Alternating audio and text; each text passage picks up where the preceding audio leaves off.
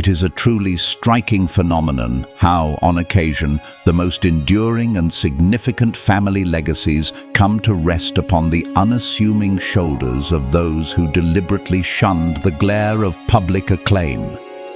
This very thought often surfaces when reflecting upon Amschel Mayor James Rothschild, a figure of immense personal fortune and a lineage steeped in history.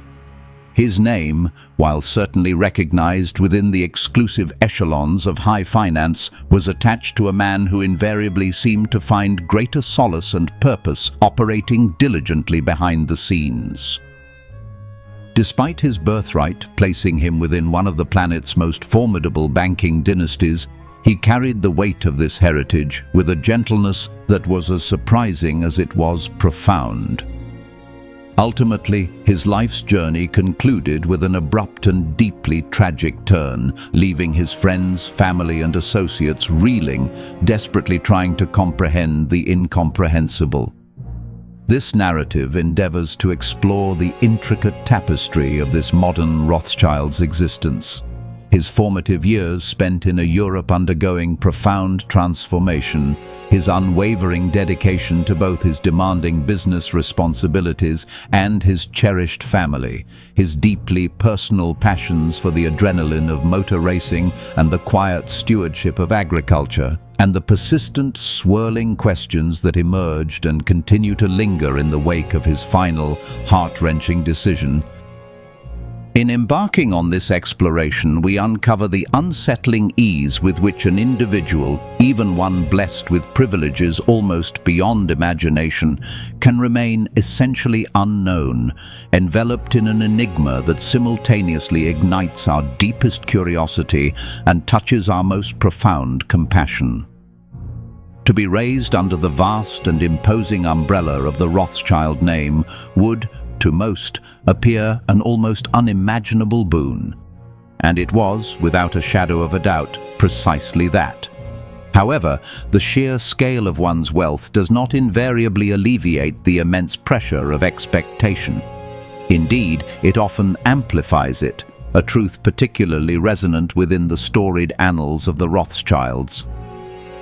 By the midpoint of the 20th century, this was a family that had not merely participated in, but had actively sculpted banking traditions and financial landscapes for nearly 200 years. Amschel, whose arrival into this world occurred on April 18, 1955, was destined to become a crucial link in that long and distinguished chain of innovative financiers and dedicated philanthropists. He was the youngest child of Victor Rothschild, the third Baron Rothschild, a towering figure in British high society whose influence and connections impressively spanned the disparate worlds of academia, high-stakes finance, and even the clandestine circles of intelligence. Amschel's mother, Teresa Georgina Rothschild, who was Victor's second wife, projected an aura of elegance and sophistication. She was a woman beloved by many who were fortunate enough to experience her warmth and grace at philanthropic galas or during more intimate family gatherings. Intriguingly, however, young Amschel's life began not in London, the traditional bastion of the British Rothschild branch, but in Paris. Some observers have since posited that this symbolic commencement on continental European soil subtly foreshadowed the broad, cross-cultural perspective that would later define his worldview. He grew up acutely conscious of the centuries of history interwoven with his family name. The original patriarch, Meyer Amschel, had famously risen from the restrictive confines of Frankfurt's Jewish quarter to become one of the most influential and pioneering bankers of 18th century Europe. Following his lead, his sons and a network of extended relatives methodically established the foundations of Rothschild banks in key European capitals: London, Paris, Vienna, Naples, and Frankfurt. Their fortunes swelled with each strategic government bond purchase and every crucial war loan, and whispers abounded of discreet pivotal deals struck with royalty. Over decades, the Rothschild name became shrouded in a complex mystique, an emblem of both immense admiration for their financial acumen and a degree of suspicion regarding wealth's inherent capacity to influence the corridors of political power and the fabric of society itself. This legacy undoubtedly cast a long shadow, and the pressure was all the more palpable for a young boy described as bright, diligent, and apparently possessing a keen sensitivity to the world unfolding around him. During his very early years, his family dedicated considerable periods to Britain. They maintained multiple properties there, notably including Rushbrook near Bury St Edmunds, where the expansive rolling farmlands offered a serene and calming respite from the relentless pace and intensity of urban existence. Those who encountered him during his childhood often recall a polite and well-mannered boy, yet one who was discernibly more reserved and introspective than his older half-siblings. Some attributed this to his inherent temperament, a natural inclination towards quietude. Others felt he might simply have been a deeply reflective child, an observer who absorbed far more from his surroundings than he chose to articulate. His half-brother, Jacob Rothschild, born in 1936, was destined to become one of the more publicly prominent members of the family, deeply involved in high-level financial activities, extensive philanthropy, and significant cultural ventures within the United Kingdom. For young Amschel, however, there was a quiet, persistent sense that his own journey might chart a markedly different, perhaps more private course. From an early age, he possessed an innate fascination with the intricate workings of things, whether it was the complex mechanics of an engine or the equally complex dynamics of a social system.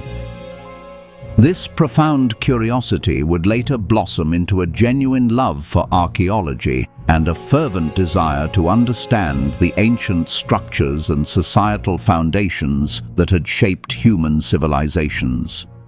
More than one of his teachers would later recall how he often lingered after class, not merely to ask questions about numbers or geographical facts, but to delve into the underlying motivations and complex forces behind pivotal historical events. The methodical, analytical mind of a future banker was already clearly evident, yet it was beautifully tempered with a genuine, almost childlike wonder about the hidden layers and deeper meanings that lay beneath the surface of everyday life. The decades of the 1960s and 1970s in Britain were undeniably tumultuous times.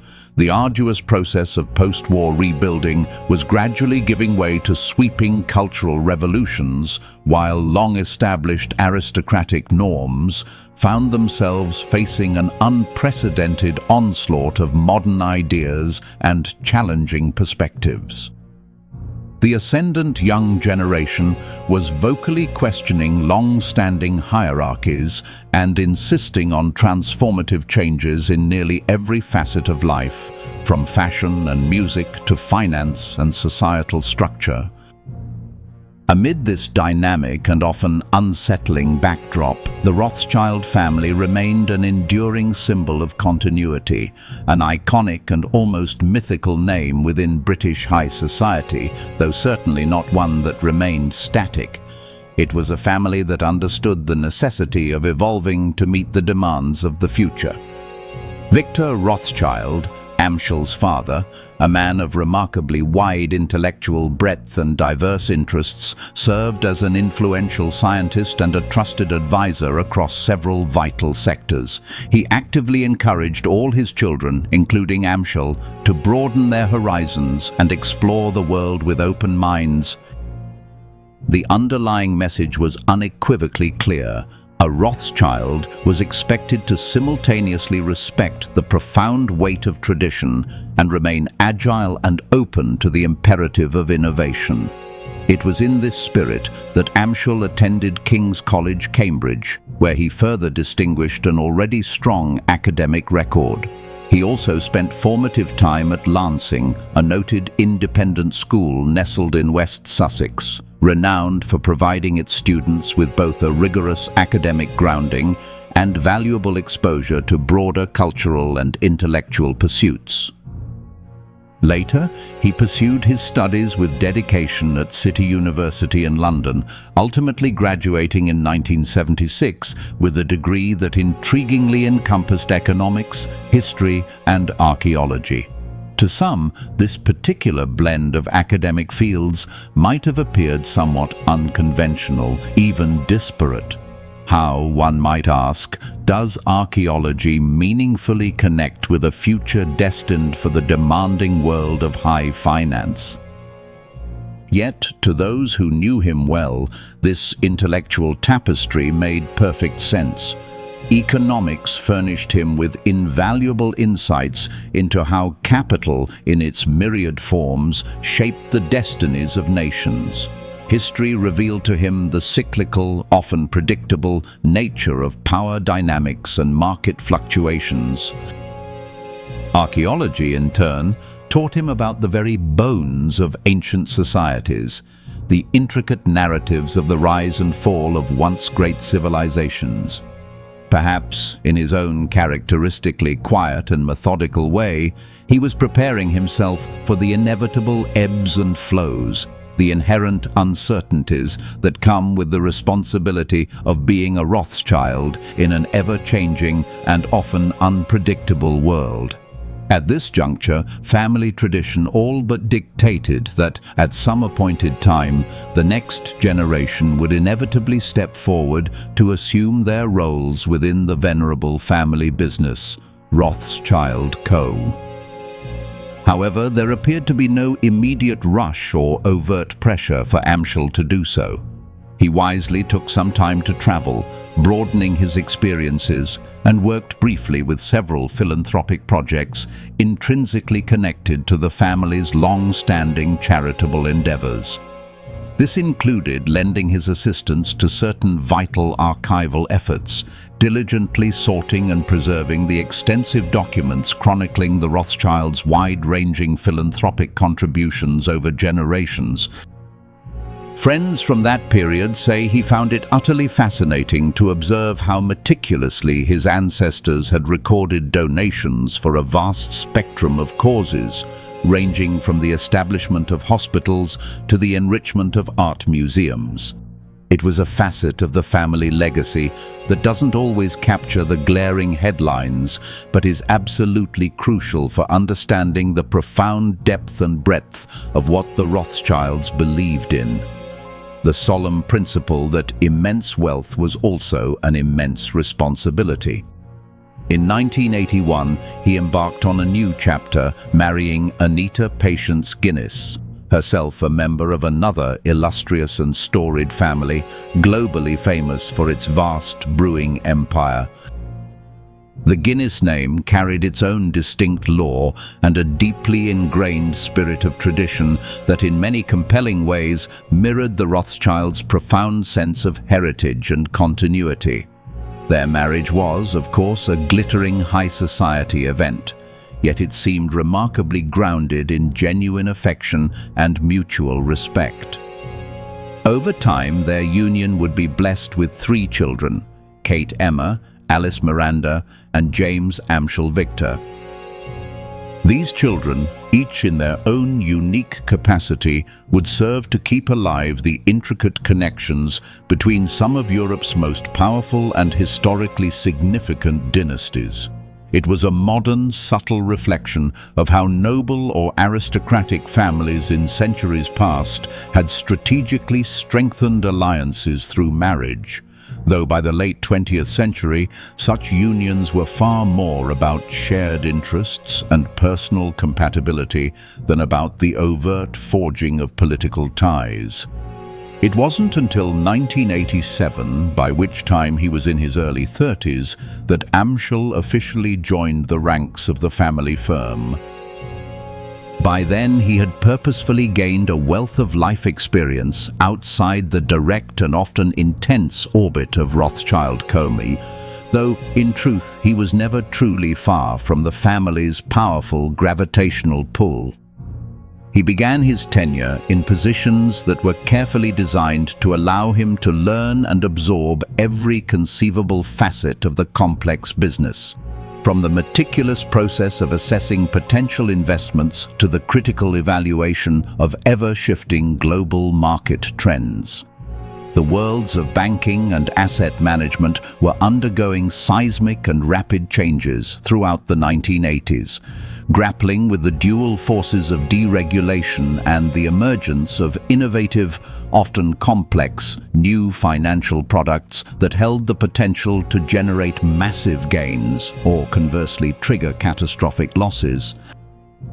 This was also the age of ambitious, large-scale mergers, the proliferation of leveraged buyouts, and fiercely intense competition among the established financial giants of the era. Yet, from his very first day, colleagues consistently noted that Amschel brought a remarkably steady hand and a calm demeanor to his work. He was not, by any stretch of the imagination, the flamboyant type. He infinitely preferred thorough, often painstaking analysis, usually conducted quietly behind the scenes, and he rarely, if ever, sought applause or public recognition for his contributions. That understated yet effective approach earned him widespread respect among many who saw him as earnest, unafraid to roll up his sleeves and delve into complex tasks, and significantly more thoughtful and considerate than some of the more overtly aggressive, sharp-elbowed financiers who dominated the landscape of that era. By 1990, he achieved a significant career milestone when he was appointed an executive director of Rothschild Asset Management. This pivotal role placed him directly at the heart of the family's intricate and far-reaching investment strategies. Colleagues closely observed how he deftly balanced the weight of tradition with the necessities of modern risk assessment, readily embracing new technologies while simultaneously ensuring that the venerable Rothschild legacy never compromised on its foundational principles of quality or security. Under his diligent watch, certain investment portfolios demonstrably flourished. Then, in 1993, he ascended to become the company's chairman, an even more critical and demanding role in which he was tasked with guiding the firm's strategic plans during a period of considerable economic uncertainty and transformative change across Europe. It was, by any measure, no small feat. Within just a few short years of officially joining the firm, he was entrusted with the monumental responsibility of preserving and strategically extending one of the most famous and respected names in the entire sphere of global finance. Alongside his demanding corporate responsibilities, there existed another, entirely different facet to Amschel Rothschild, something that starkly contrasted with the somewhat staid and conventional image one might typically expect of a high-level banker. From as early as the age of 13, he had developed a profound fascination with race cars and the intricate beauty of classic automotive engineering. Over time, this youthful fascination blossomed into a genuine, all-consuming passion for the exhilarating world of motor racing. He meticulously curated a collection of rare and historically significant cars, including legendary models like the sleek AC Cobra Daytona, a coveted Maserati 250F from 1957, and a potent BRM P25 from 1958. Vehicles deeply steeped in the rich and vibrant lore of motorsport.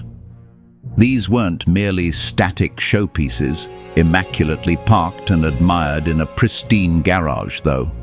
He loved the visceral adrenaline rush of the track, the hands-on engagement of tinkering with the powerful engines, and the raw, untamed power he could feel coursing through the machine as he expertly sped around challenging corners.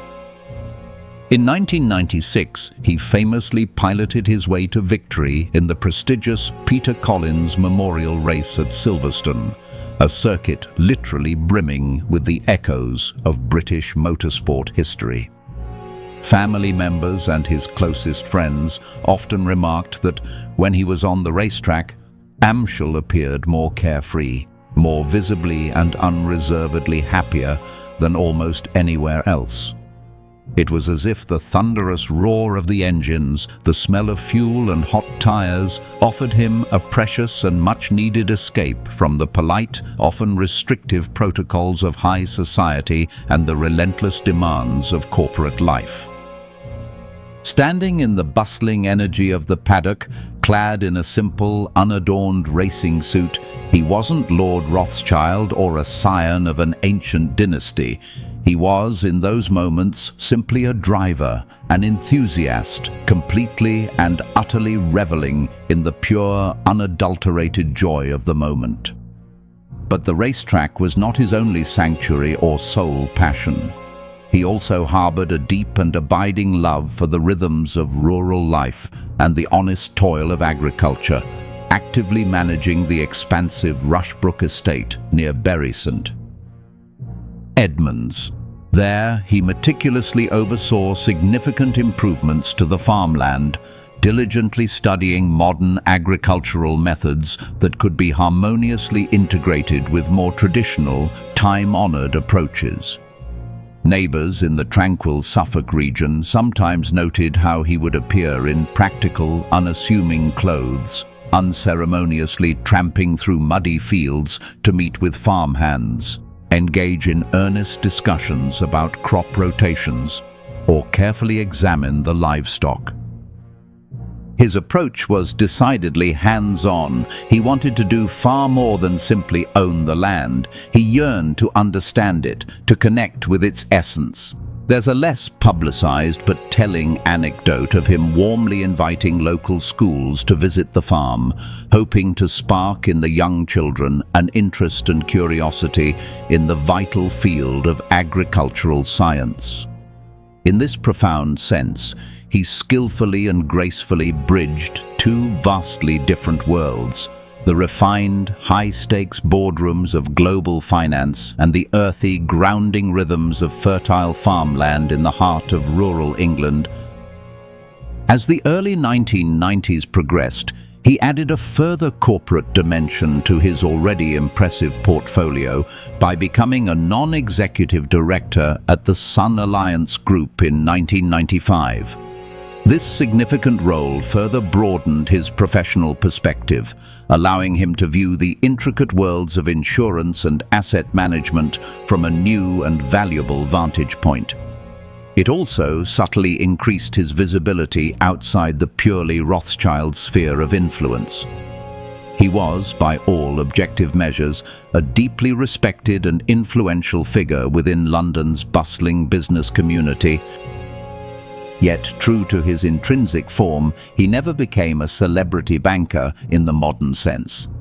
Many within the industry certainly recognized the illustrious name and the powerful family ties, but what they found in Amschel Rothschild was a man who was consistently personable, remarkably discreet, and unfailingly conscientious in all his dealings.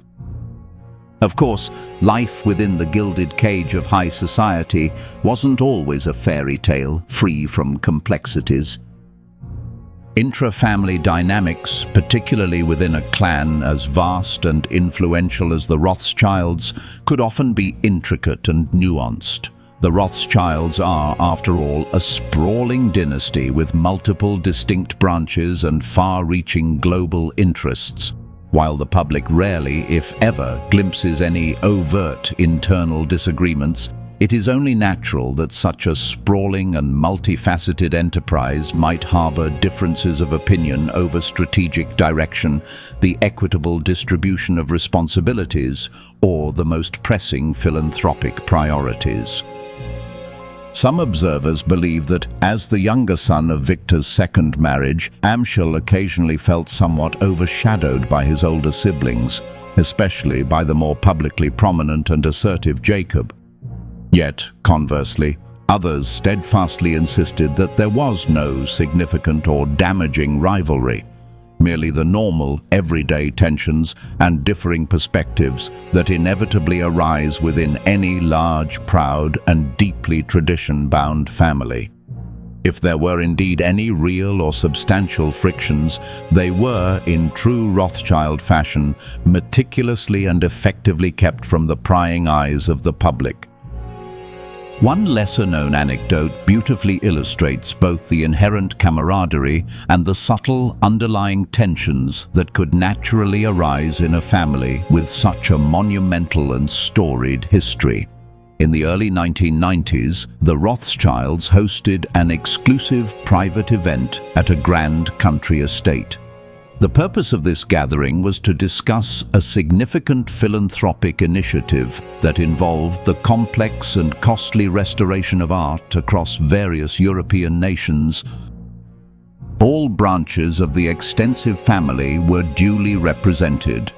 During a casual dinner, a somewhat spirited debate arose concerning the future direction of the family's collective charitable endeavors. Some family members passionately advocated for an emphasis on cutting-edge medical research.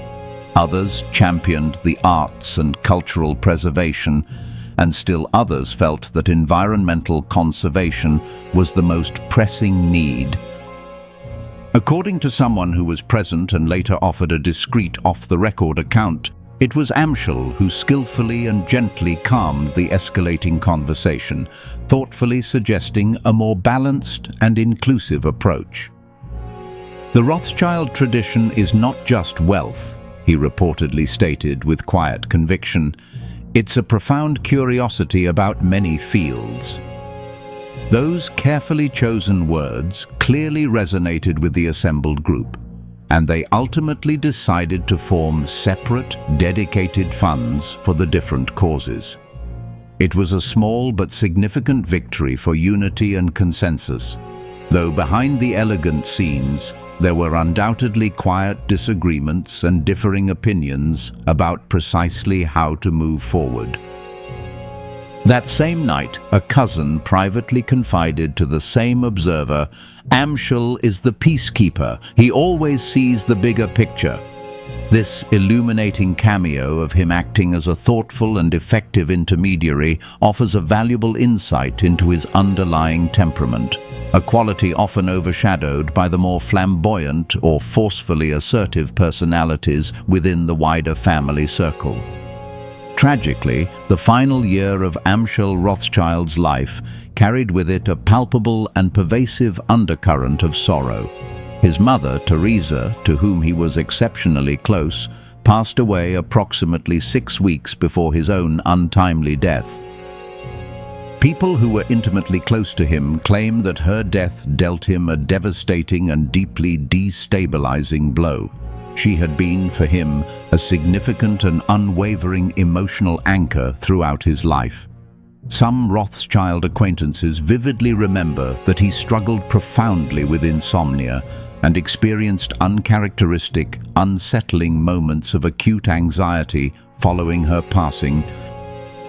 It's all too easy to overlook how, within a family that is so often thrust into the relentless glare of the public eye, grief can become an intensely private and isolating torment. The stoic, unshakable facade traditionally demanded by the family name and its immense legacy might well have kept him from publicly expressing the true crushing depth of his mourning, and that, inexorably, leads us to the event that will forever frame his legacy.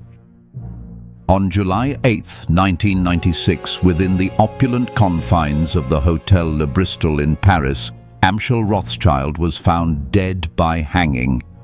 It was a sudden, shocking end that left everyone who knew him reeling in disbelief and profound grief. The immediate official statement concluded that his death was a suicide, pointing towards untreated depression, an insidious condition possibly magnified and exacerbated by the recent painful loss of his mother.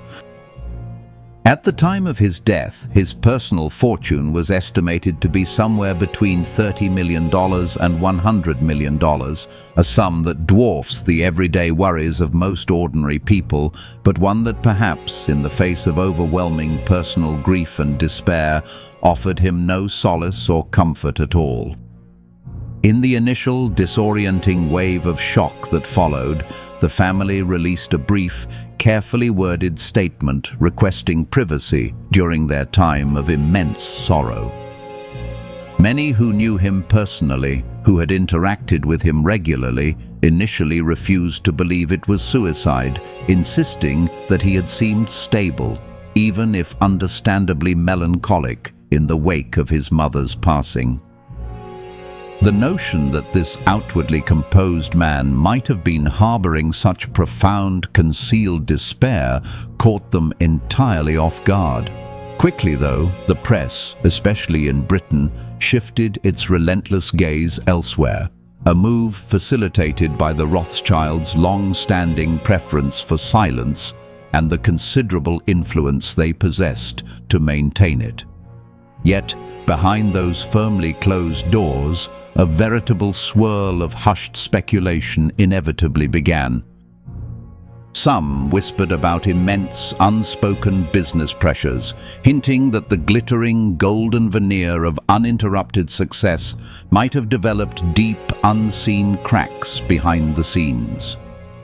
Others suspected that there could have been hidden underlying health issues, or perhaps even deeper and more acrimonious family conflicts that had never been allowed to make their way into the unforgiving light of day. For certain influential circles, the very idea of a Rothschild, a scion of such a powerful and enduring dynasty, taking his own life seemed almost inconceivable, almost a contradiction in terms. This disbelief led to predictable conspiratorial murmurings, suggesting that the official story was somehow incomplete, or that something far more sinister, something hidden and malevolent, was truly afoot. In truth, we will likely never know all the intricate nuances, all the complex factors, all the silent burdens that weighed so heavily on his mind on that fateful, tragic day in Paris. A close friend, speaking quietly and off the record to a historian years later, poignantly mentioned that in the desolate weeks following his mother's death, Amschel was the saddest I've ever seen him. He kept saying he'd lost his guiding light. Another acquaintance recalled a growing conviction that the immense, unrelenting stress of upholding the prestigious family name, coupled with the demanding new corporate responsibilities he had undertaken, might have tragically accelerated his emotional decline. He never complained out loud, this person stated reflectively, but you could sense an almost palpable internal tension, like a man who felt his heart was truly somewhere else, while unwavering duty inflexibly demanded he stay the course. Whether that profound internal tension ultimately drove him to his tragic decision, or whether there were multiple interwoven factors at play, remains, and will likely always remain, a subject of delicate, respectful conjecture. In the somber days that followed his death, major newspapers across the globe carried short, often somewhat puzzled and perfunctory obituaries. They spoke in general terms of a man who had successfully, even admirably, balanced the old revered world of Rothschild tradition with a distinctly modern approach to the complexities of finance and his diverse personal passions. Yet, these brief tributes gave notably scant space to his deeper, more nuanced character, his gentle, often subtle humor, his genuine and unassuming willingness to learn from absolutely anyone, be it a highly skilled racing mechanic or a humble, hard-working farmhand. Nor did they choose to dwell on the complicated, deeply personal nature of his grief, or explore how a proud, intensely private man might instinctively hide the debilitating symptoms of severe depression from even those closest to him.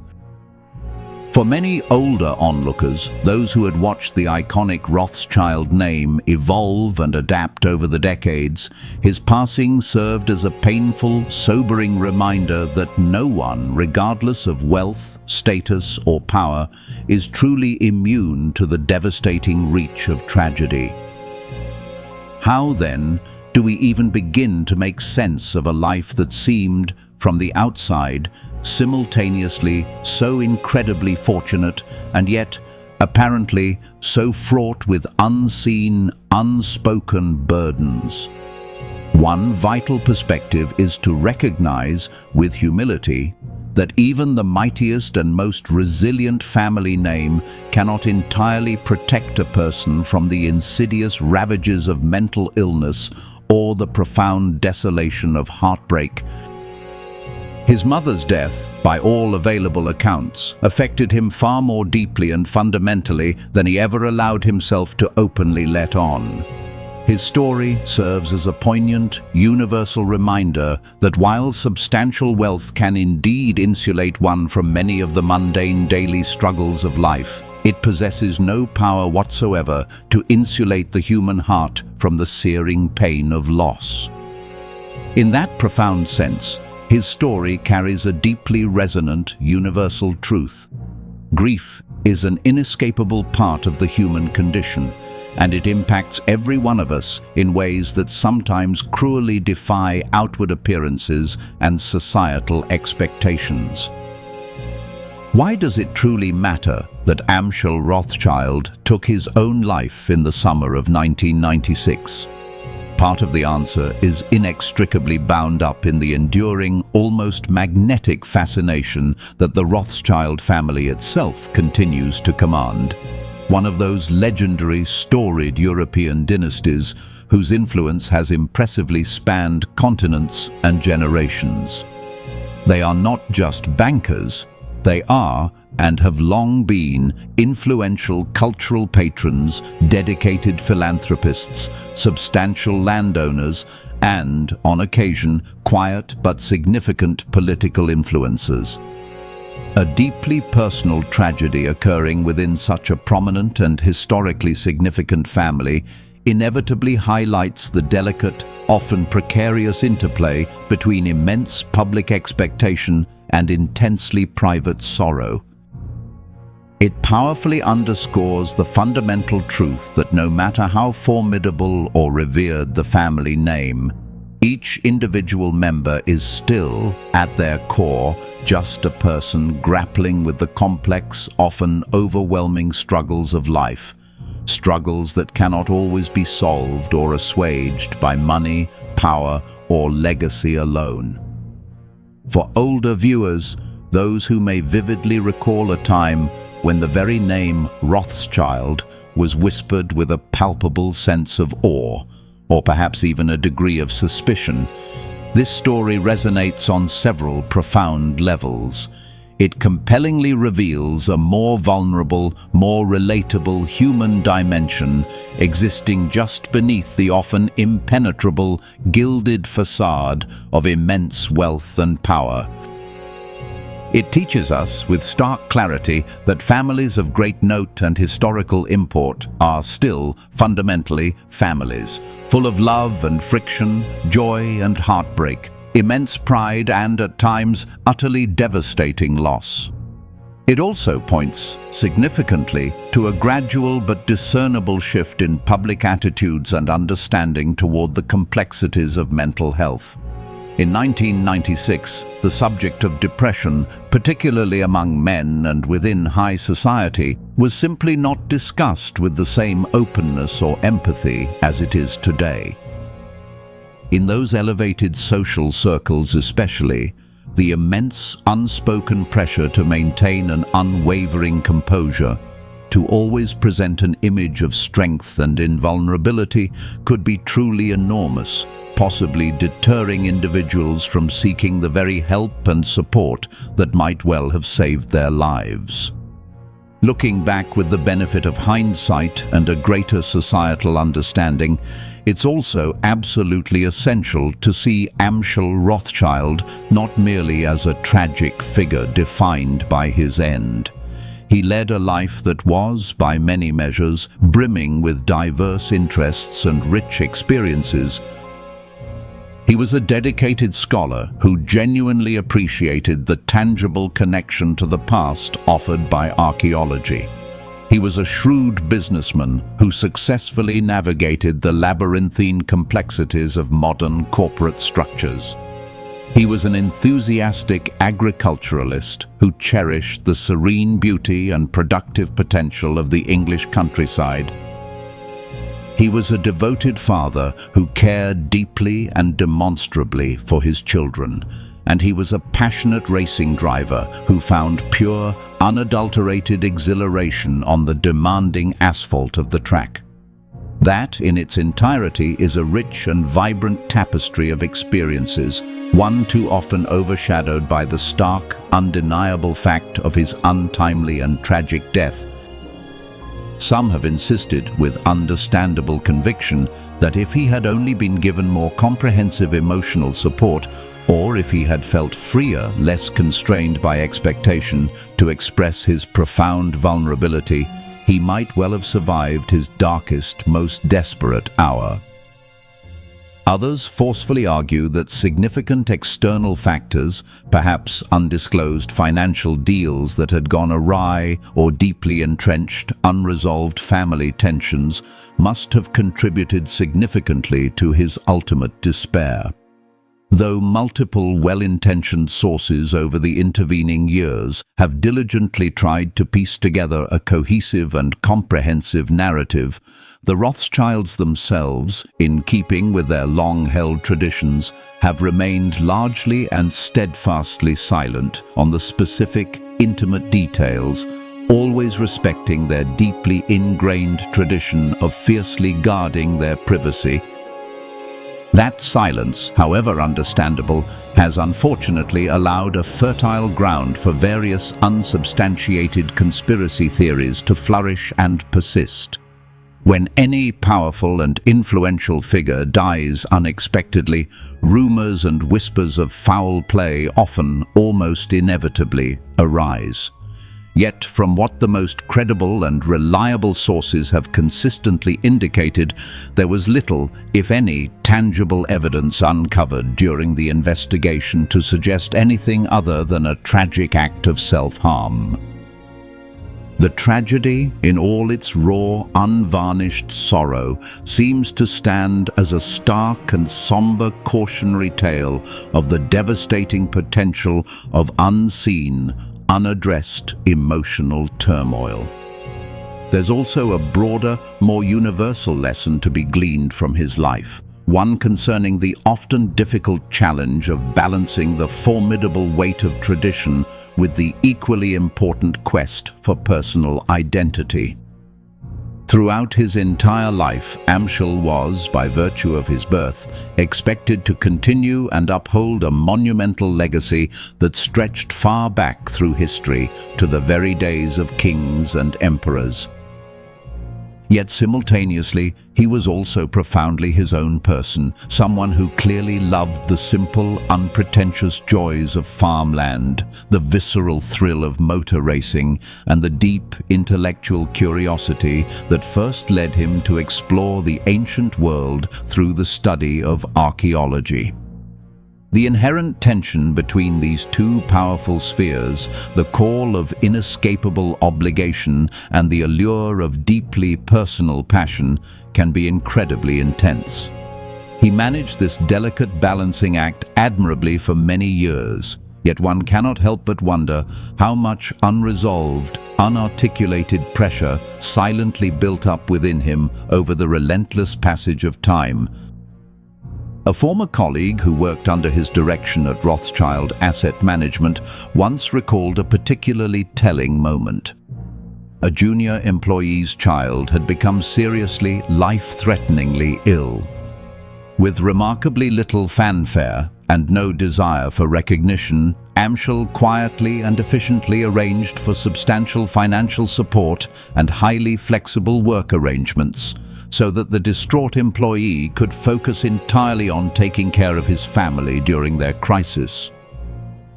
There was no grand announcement, no calculated attempt to gain praise or curry favor. It was simply and compassionately done. The colleague later said with evident admiration that was just who he was. He noticed what people needed, and he took care of it, quietly. These poignant stories, though never widely publicized or sensationalized, eloquently showcase a gentle, unassuming generosity that was often overshadowed by the public's understandable, yet sometimes all-consuming obsession with the sheer power and mystique of the Rothschild name. Another little-known but equally revealing tale emerged from the close-knit and competitive world of motor racing. After a relatively minor on-track accident at a local track day event in the early 1990s, a rival driver, not a particularly close friend, was left with a significantly damaged car and a hefty repair bill that he could scarcely afford.